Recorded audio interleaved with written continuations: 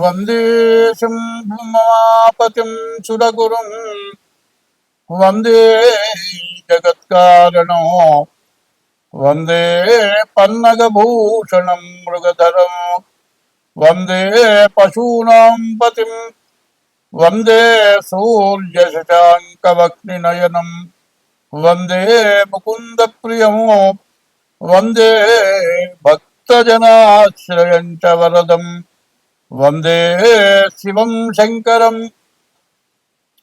Yeah కుందేందుతుషారహారధవళా యా శుభ్రవస్త్రాన్వితా యా వీణావనదండమండితకరా యా శ్వేతపద్మాసనా యా బ్రహ్మాచ్యుతశంకర ప్రభృతిభిర్దేవైः సదా పూజితా सा मां पातु सरस्वती भगवती भारती నిక్షేసజాడ్యాపహ. ఒక సూర్యుండు సమస్త జీవులకు తాను కొక్కడైతోచు పోలిక ఏదేముడు సర్వకాలము మహాలీలన్నజోత్పన్న జన్య కదంబంబుల హృత్సరోరుహములన్ నానా విధానముల రూపకుడై వప్పుచుయుండు అట్టి హరినే ప్రార్థ్యంతు సిద్ధుండనై. 2025 సంవత్సరం నవంబరు నెల 1వ రాశి మేషరాశి ఫలితాలు చెప్పుకుందాం. ఈ మేషరాశి ఫలితాలు ఎట్లా ఉన్నాయి అంటే, ఈ మేషరాశి వచ్చేటప్పటికల్లా ఏ గ్రహాలు కూడా బాగాలేవు. రాహు ఒక్కడు బాగున్నాడు, బుధుడు బాగున్నాడు. రాహువు బుధుడు తప్పితే ఏ గ్రహాలు కూడా పూర్తిగా బాగాలేవు. దీనివల్ల వచ్చే సమస్యలు ఏమిటి? చదువుకునే పిల్లలకు చదువు కష్టం. అసలు ముఖ్యంగా చెప్పాలి అంటే, మరి డిసెంబరు 11కు కానీ డిసెంబర్ 5వ తారీఖు కానీ గురువు మారడు, కర్కాటకంలోనే ఉంటాడు. డిసెంబర్ నెల 5వ తారీఖు గురువు మిథునానికి వస్తాడు కర్కాటకం నుంచి. అతిచార మీద ముందుకు వెళ్ళిన గురువు వెనక్కి నవంబర్ నెల 5వ తారీఖు రోజున వస్తాడు. శని నవంబరు 27వ తారీఖు వక్రం పోయి స్వస్థానానికి మీనరాశికి ఉండవలసిన రాశికి శని వస్తాడు. అయితే దీన్ని బట్టి విచారణ చేయగా ఎట్లా ఉన్నది అంటే, వ్యాపారస్తులుగా బాగున్నది కొంతవరకు, అంటే పూర్తిగా నమ్మటానికి వీలు కాదు. రాహు బాగున్నాడు, మీకు రావాల్సిన డబ్బులు మాత్రం వస్తాయి. కానీ వచ్చేవి ఎన్ని వచ్చినా కూడా ఈ రాశి పరిస్థితి ఏంటంటే, 12ంట శని, 4ంట గురువు, 8ంట కుజుడు. ఈ గ్రహాల వల్ల వచ్చే పరిస్థితి ఏంటంటే, ద్వాదశాష్టమ జన్మస్థం శని అంగారకో గురు కుర్వంతి ప్రాణ సందేహం స్థానచలనం ధనక్షయం.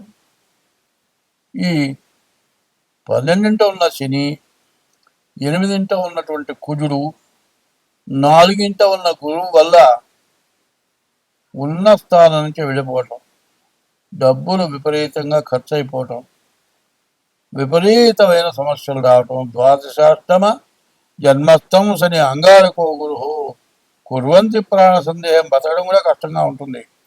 స్థానచలనం ధనక్షయం, ఉన్న స్థానం నుంచి వెళ్ళిపోవటం, డబ్బులు విపరీతంగా ఖర్చు అయిపోయి రూపాయి దొరక ఇబ్బంది పడటం, ఇటువంటి పరిస్థితి పూర్తిగా కనబడుతుంది. అయితే రాహు 11ంట ఉన్నాడు, వ్యాపారం బాగానే ఉన్నది.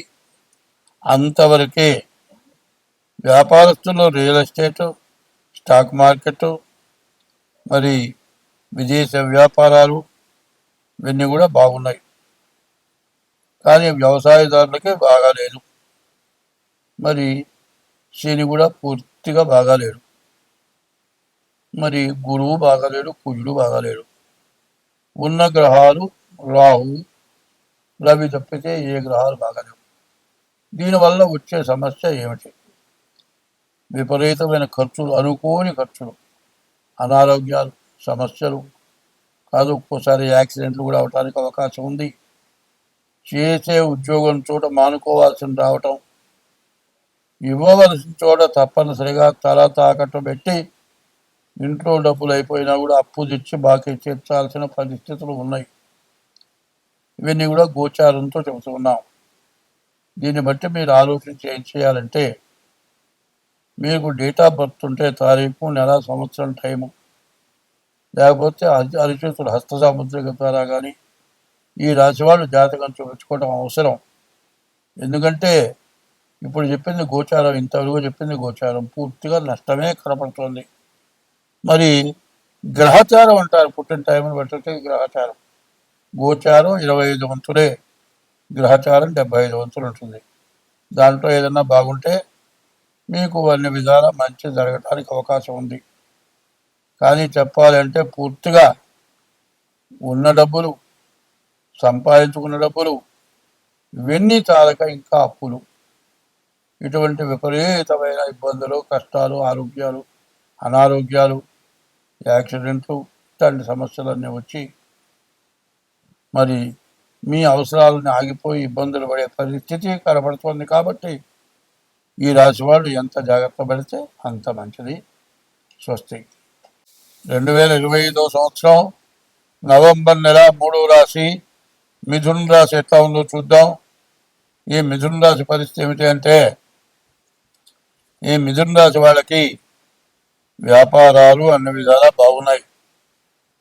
వ్యాపారం చేసుకునే వాళ్ళకి ఏం సమస్య లేదు. చదువుకునే పిల్లలకు కూడా బాగున్నది. వ్యవసాయదారులకు ఇంకా బాగా ఉన్నది. తర్వాత రియల్ ఎస్టేటు, విదేశీ వ్యాపారాలు, వీళ్ళందరికీ కూడా చాలా బాగుంది. చదువుకునే పిల్లలకి, విదేశాలకు వెళ్ళే వాళ్ళకి కూడా అన్ని విధాలా చాలా బాగా ఉంది. ఈ రాశికి చెప్పాలి అంటే రాహువు, రవి, శని, ఈ 3 గ్రహాలు మాత్రం బాగాలేవు. దీనివల్ల అనవసరమైన ఖర్చులు, అనారోగ్య సమస్యలు, ఇట్లాంటివన్నీ కూడా బాగా రావడానికి అవకాశం కనబడుతుంది. కాబట్టి ఈ రాశి వాళ్ళు వ్యాపారం చేసుకునే వాళ్ళకి బాగుంది. కానీ అప్పులు ఇస్తే రావడం చాలా కష్టం. అప్పులు పెట్టకుండా జాగ్రత్తగా చేసుకోవాలి. తర్వాత కొత్త వ్యాపారాలకు పోవద్దు. తర్వాత మీ దగ్గర ఉన్న డబ్బుని దేనికి పడితే దానికి ఖర్చు పెట్టద్దు. ఎందుకంటే అత్యవసరమైనవి, నిత్యావసరమైనవి, ముఖ్యమైనవి ఉంటాయి, వాటి వరకే వాడండి. అట్లా కాకుండా అనవసరమైన ఖర్చులు, ఏదంటే ఎక్స్ట్రా ఖర్చులు అంటారు వాటిని. ఎందుకంటే ఏ మంచాలు గంటమో, కంచాలు గంటమో, మరి ఏ ఇతర సామాన్లు, స్టీలు సామాన్లు, లేకపోతే మా ఫ్యాన్స్ ఐటమ్స్, ఇట్లాంటివి కొనేటట్లయితే నిత్యావసర వస్తువులు, పిల్లల చదువులు, ఫీజులు, ఇట్లాంటి వాటి దగ్గర మాత్రం బాగా ఇబ్బంది పడే పరిస్థితులు కనబడుతున్నాయి. తర్వాత ఈ వాతావరణ కాలుష్యం అవటం చేత మరి విరోచనాలు, వాంతులు, జ్వరాలు, టైఫాయిడ్ జ్వరం, ఇట్లాంటి రకరకాలైన అనారోగ్య సమస్యలు రావటానికి బాగా ఎక్కువగా కనపడుతూ ఉన్నాయి. దానివల్ల అనవసరమైన ఫ్యాన్సీ ఐటమ్స్ కొంటే తిరిగి అమ్మితే కూడా అమ్ముడుపోయేది కాదు. అదే కాదండి, ఇంకోటి కూడా చెబుతున్నా, నిన్నటి దాకా బంగారం బాగా పెరిగింది. ఇక్కడి నుంచి బంగారం పూర్తిగా తగ్గిపోవడానికి సిద్ధంగా ఉన్నది అనుకుంటున్నాను. నేను మొదటి నుంచి అంటున్నా, ఉన్న రేట్లో సగం వరకు పడిపోయే లక్షణాలు ఉన్నాయి అని కూడా నేను అన్నట్టుగానే ఈ బంగారం కూడా తగ్గిపోయే పరిస్థితులు కనబడుతున్నాయి. తొందరపడి బంగారం కొనుగోలు వ్యవహారాలు పోవటం కూడా మంచిది కాదు. తర్వాత నిత్యావసర వస్తువులు కూడా మరి వర్షాల వల్ల దొరకపోవటం, ఖరీదులు పెరగటం, అవసరమైన వస్తువులు అన్ని చోట్ల దొరకపోవటం, ఇట్లాంటి ఇబ్బందులు బాగా ఉన్నాయి. చదువుకునే పిల్లలకు బాగుంది, కానీ ఫీజులు కట్టాలి, వాళ్ళ ఖర్చులు ఉన్నాయి. విదేశాలకు పోవాలంటే ఖర్చులు ఉన్నాయి. ఇవన్నీ కూడా వెనక ముందు ఆలోచన చేసి ప్రతి రూపాయిని కూడా జాగ్రత్తగా వాడుకుంటే ఈ రాశివాళ్ళు మిథున రాశివాళ్ళు బయటపడతారు. అట్లా కాకుండా సంపాదన వచ్చింది కదా అని మీ ఇష్టం వచ్చిన ఖర్చులు పెడితే తర్వాత అత్యవసరమైన వాటికి డబ్బులు దొరక్క ఎవరు ఇవ్వక మరి విపరీతమైన వడ్డీలు పెట్టినా కూడా దొరకని పరిస్థితి వచ్చి ఈ రాశి వాళ్ళు బాగా ఇబ్బంది పడే లక్షణం బాగా కనబడుతున్నది. కాబట్టి ఈ రాశి వాళ్ళు ఎంత జాగ్రత్త పడితే అంత మంచిది. స్వస్తి. ఈ సంవత్సరం మొత్తంలో ఇబ్బంది పడనివాడు బాధపడనివాడు ఎప్పుడు లేడు. అందరికీ బాధలు వచ్చినాయి. వర్షం వల్ల ఇబ్బంది పడనివాడు ఎప్పుడూ లేడు. ఉద్యోగం అంటే గవర్నమెంట్ ఉద్యోగం కానీ ఏ ఉద్యోగం అయినా కానీ బండి మీద కానీ 2 వీలర్ మీద కానీ 4 వీలర్ మీద కానీ పోతూ ఉంటే డ్రైనేజ్ పొంగి కార్లు మునిగిపోయి కార్లు ఇంజన్లు పాడైపోయి కార్లు వరదల్లో కొట్టుకుపోయి ఇబ్బంది పడ్డవాళ్ళు ఉన్నారు. సరే నడిచిపోయే వాళ్ళ బతుకు చెప్పక్కర్లా. కూలి పను ప్రైవేట్ జాబులు చేసుకునే వాళ్ళ పరిస్థితి చెప్పనే అవసరం లే. నిత్యం కూలి పని చేసుకునేవాడు వర్షంలో పని కుదరదు చేసుకుంటానికి కుదరదు. ఇవాళ అందరూ తిండికి లేక అప్పుల పాలైపోయి ఎవరు అప్పు ఇచ్చేవాళ్ళు లేక బతకడం ఎట్లాగో అర్థం కాక బతకాలో చావాలో తెలియక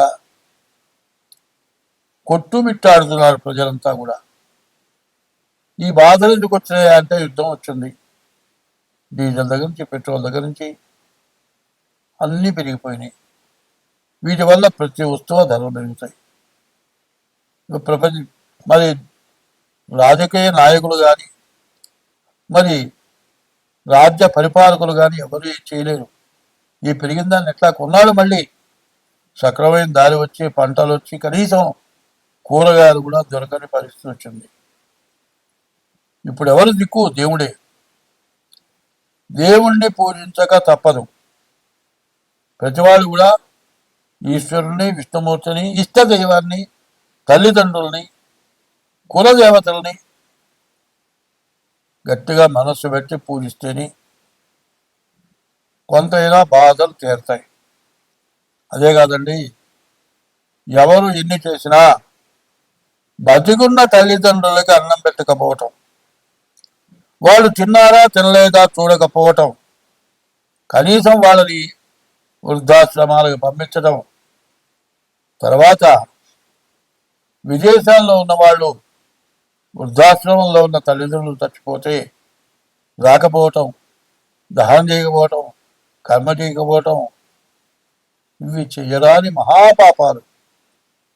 వాళ్ళకి ఎవరేం పెట్టారు, ఏం తిన్నావా, అన్నం తిన్నావా, ఏం తిన్నామని ఆలోచన పెద్దవాళ్ళకు ఉండదు. నా కొడుకులు, నా కోడళ్ళు, నా కూతుళ్ళు, నా అల్లుళ్ళు, నా మనవాళ్ళు, నా మనవరాళ్ళు వాళ్ళని చూడాలని వాళ్ళ ప్రాణం పీకుతూ ఉంటుంది. కానీ వృద్ధాశ్రమంలో కూడా వాళ్ళని తలుచుకుంటూ పిచ్చి వాళ్ళు అయిపోతున్నారు. తల్లి, తండ్రి, గురువు, దైవం అన్నారు. ముందు తల్లిదండ్రులని సరిగ్గా చూడాలి. ఈ పాపం బాగా ఇబ్బంది పెడుతోంది. తర్వాత వ్యభిచారం.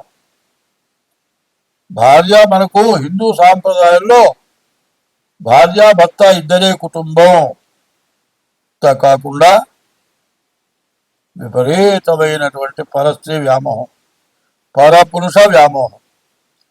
5 సంవత్సరాల పిల్లలకు ఇంజక్షన్లు చేసి వ్యభిచార గృహాలు పంపించడం, ఇటువంటి మహాపాపాల వల్ల దేశం అంతా కూడా నాశనం అయిపోయింది. మరి రకరకాల వ్యాధులు వచ్చినాయి. ఆ వ్యాధులు తగ్గక చాలా ఇబ్బంది పడుతున్నారు. మరి ఇవన్నీ మార్పు చేసుకోవాల్సిన అవసరం మన ఎందుకు ఉన్నది. ఎంతమంది దేవతల పూజలు చేసినా చెయ్య తగిన పనులు. పెళ్లి చేసుకున్నావు, 2-3 పిల్లలు కన్నావు, నీ దాంట్లో ఉద్యోగం చేసే పిల్లలు నువ్వు మరిగావు, నీ భార్య ఉద్యోగం చేస్తుంది, ఆమె కళ్ళు మెరిగింది, చెరగొడుతూ 2 వెళ్ళారు. ఆ పిల్లలు ఏమైపోతున్నారు? తల్లిదండ్రులు, అమ్మమ్మ తాతో, నాయనమ్మ తాతో కొన్నాళ్ళ పాటు వాళ్ళు ఉంటే చూస్తారు. వాళ్ళు లేకపోతే ఆ పిల్లల గతి అనాథ శరణాలయం. చివరికి ఏమవుతుంది? యవ్వనం పోయిన తర్వాత చేసుకున్న భార్యలాగా పరస్త్రీల వల్ల పరపురుషుల వల్ల విభజన వెళ్ళిపోతారు, ఉండరు. పూర్తిదాకా వాళ్ళు కాలం గడిపేవాళ్ళు 1000లో ఒకడు కూడా కనపట్టలే. చివరికి భార్య గతి అవుతుంది. అదే పెళ్లి చేసుకోకుండా ఉన్న భార్య అయితే గతైన భార్య ఉంటుంది. ఇద్దరు చెరవలను పెళ్లి చేసుకుంటే హిందూ సాంప్రదాయమైన సనాతన వ్యవస్థ నాశనమైపోతుంది. సనాతన వ్యవస్థను పూర్తిగా విడగొట్టుకున్నారు. వస్త్రధారణ పూర్తిగా పాడైపోయింది. ఈ వస్త్రధారణ ఎందుకు చేస్తున్నాం అనేది ఆలోచించుకోవాలి. నేను చెప్పటం కాదు, ఇంట్లో పెద్దవాళ్ళు, తల్లిదండ్రులు, పిల్లలు, చదువుకునేటువంటి పిల్లలకి జాగ్రత్తలు చెప్పాల్సిన అవసరం ఉంది. ఇవన్నీ కూడా జాగ్రత్త వహించడమే కాదు, దేవతా పూజలు జరగాలి. అందులో ముఖ్యంగా గజేంద్ర మోక్షం అని ఉంది. వంశపారంపర్యంలో వంశ మూల పురుషులు చేసిన పాపం పోవాలి అంటే గజేంద్ర మోక్ష పారాయణ చేస్తే సమస్త పాపాలు నశించిపోతాయి. ఆ గజేంద్ర మోక్షం కూడా ఈ యూట్యూబ్ వాళ్ళకి ఇద్దాం అనుకున్నాను. వాళ్ళ టైము చాలలేదు, నాకు కూడా చెప్పగలిగినట్టుగా లేదు. ఇంకొక రోజు గజేంద్ర మోక్షం చెప్పుకుందాం. ఇప్పుడు చెప్పింది మొత్తం ప్రతి రాశికి చివరిలో వేయండి. ఇది తప్పనిసరిగా వేయాలి. ప్రతి వాళ్ళు అవలంబించాలి.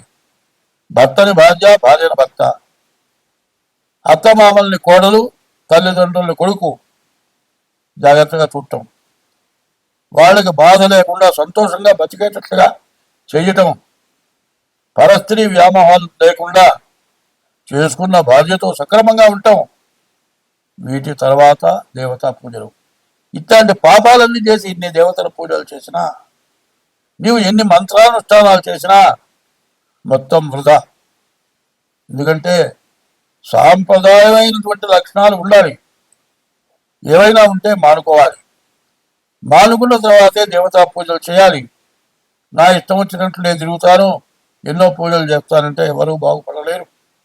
ఇప్పుడు వచ్చినటువంటి విపరీతమైన వరదలు రావటానికి కూడా ఇప్పుడు నేను చెప్పినటువంటి మహాపాపాల వల్లే ఇట్లాంటి బాధలన్నీ వచ్చినాయి. ఇది ప్రతిరాశికి కూడా చివరి భాగంలో వేయండి. అందరూ వినాలి, దీన్ని అవలంబించాలి. స్వస్తి.